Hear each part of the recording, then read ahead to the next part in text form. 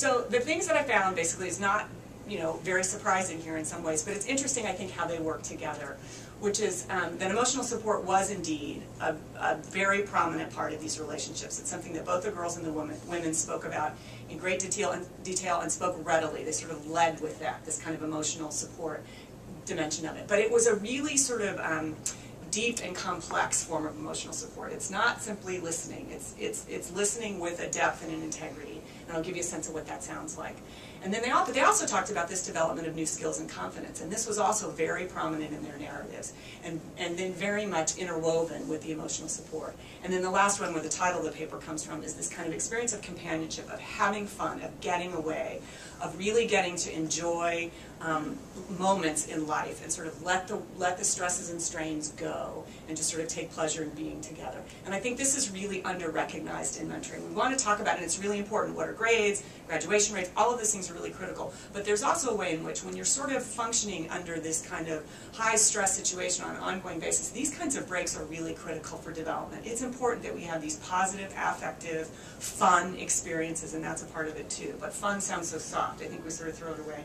The kids, I will say, really highlight that. That's front and center for the young people. Okay, so let me tell you what emotional support sounds like in these relationships. What you might imagine, I can tell her anything, but then they would back that up and really give me a sense of what that sounded like. We talk about everything. When I call her, I feel so much better. When she says stuff, it sticks. If it came from my parents, in one ear and out the other. And let me give you a sense of what that sounds like. And this, I think, sheds some light into some of Jean's findings about the way in which it flows, the findings go through the parental relationship. I do think these girls talk some about how it shifts their relationships with their parents. So there's one girl who's saying, the same girl who's saying when it goes, one ear and out the other, talking about her mentor, she says, I feel she's talking to me as I'm a human being and not yelling at me. Like my parents get into arguments, we yell at each other and stuff like that. A teenager. Imagine, right?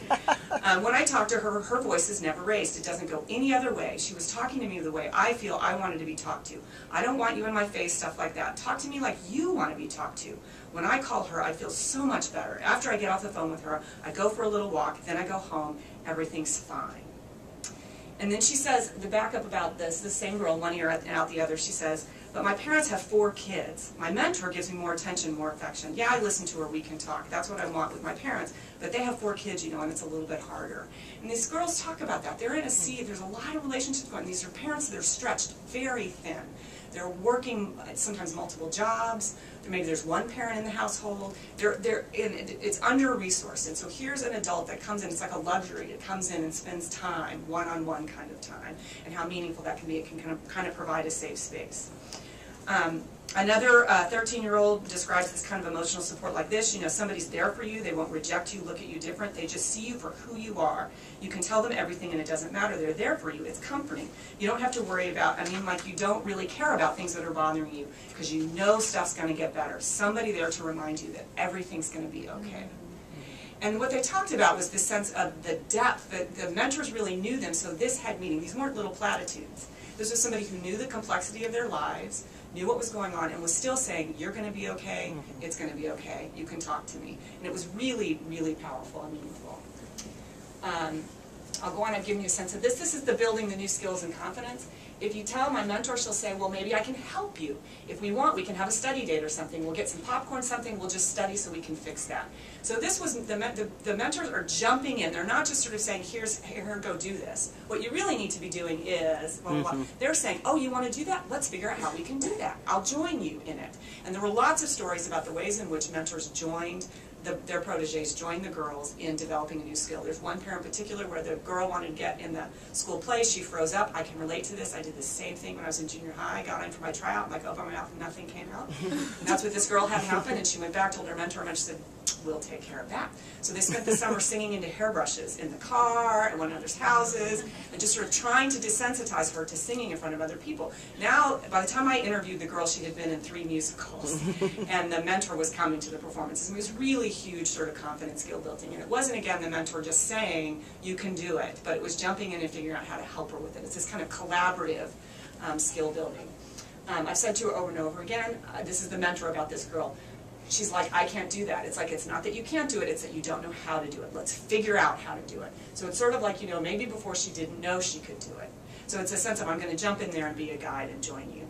So it encourages this kind of positive risk-taking, right? It gives you that sense of confidence, that sense of challenge yourself to do a little bit more, and with that sense of you got support behind her. I can trust her with anything. I might not always like the idea, but I'll give it a shot. And this is about I'll try new things because somebody I know knows me, and I know is saying, try this. Maybe you should give this a shot. I don't know, but at least I'll try. This girl says. She's helped me with everything else. She's been right about most everything else I've needed help on, so I'll give it a shot. I mean, as I said, I'm not always like, oh, yay, but then I just try it and it works and it helps, so it's all worthwhile.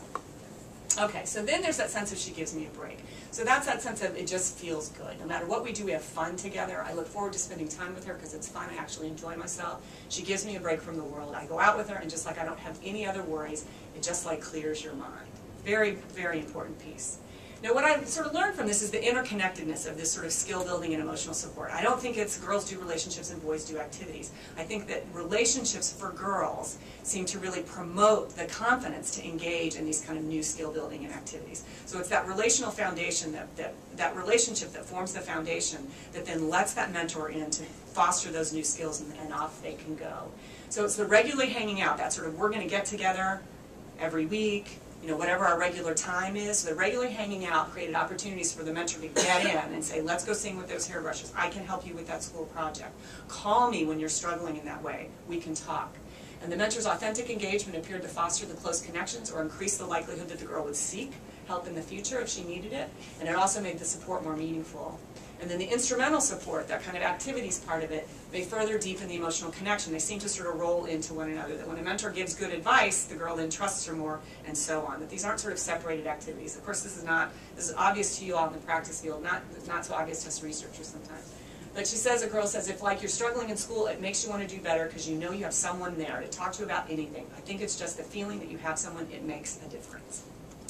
So the implications, the importance of both the emotional connection and emotional connection and support are certainly important. Fun is certainly important, gives that respite. But there's also this role that activities played and the skill building thing. And I think it's so critical for girls is that sense of stretching, growing, developing those skills, and doing that in the context of sort of safe and supportive relationships. So for programs promoting both the emotional and the instrumental support in girls' mentoring relationships, and really get, understanding how interconnected these are with one another. So that's all for me. I think we turn it back over to Deborah and we can have a discussion.